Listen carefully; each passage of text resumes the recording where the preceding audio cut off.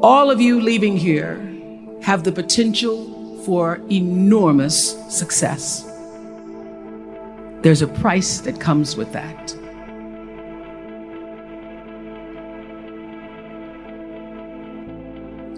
First and foremost, knowing who you are.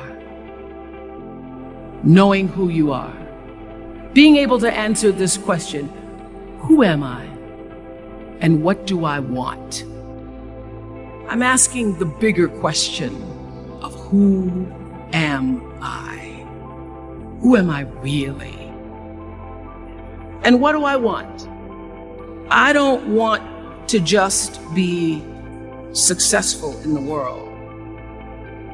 I don't want to just make a mark or have a legacy.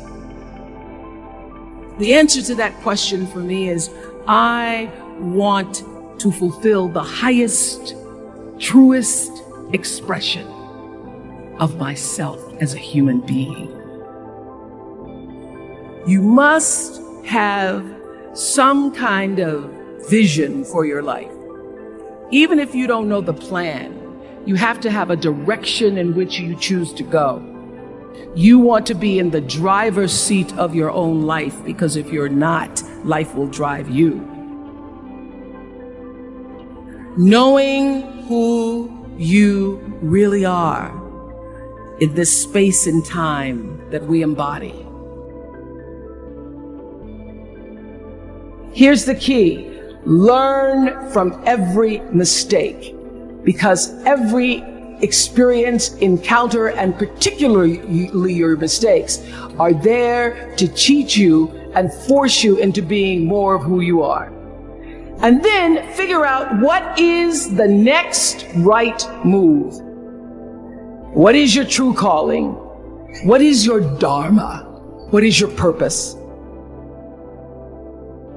All of you leaving here have the potential for enormous success. There's a price that comes with that. My television career began unexpectedly. As you heard this morning, I was in the Miss Fire Prevention contest. That was when I was 16 years old in Nashville, Tennessee, and you had the requirement of having to have red hair in order to win, up until the year that I entered.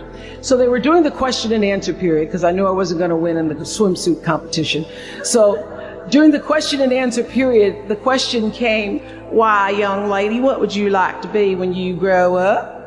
And by the time they got to me, all the good answers were gone. So I had seen Barbara Walters on the Today Show that morning. So I answered, I would like to be a journalist. I would like to tell other people's stories in a way that makes a difference in their lives and the world. Well, I was on television by the time I was 19 years old. And in 1986, I launched my own television show with a relentless determination to succeed. At first, I was nervous about the competition, and then I became my own competition, raising the bar every year, pushing myself as hard as I knew. Sound familiar to anybody here? Eventually, we did make it to the top, and we stayed there for 25 years. The Oprah Winfrey Show was #1 in our time slot for 21 years, and I have to tell you, I became pretty comfortable with that level of success. But a few years ago, I decided, as you will at some point, that it was time to recalculate, find new territory, break new ground. So I ended the show and launched OWN, the Oprah Winfrey Network. Initials just worked out for me. So 1 year later, after launching OWN, nearly every media outlet had proclaimed that my new venture was a flop. Not just a flop, but a big, bold flop, they call it.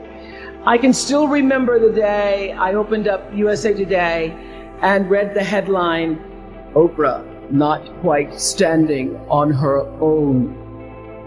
It doesn't matter how far you might rise. At some point, you are bound to stumble. Because if you're constantly doing what we do, raising the bar, if you are constantly pushing yourself higher, higher, the law of averages, not to mention the myth of Icarus, predicts that you will at some point fall.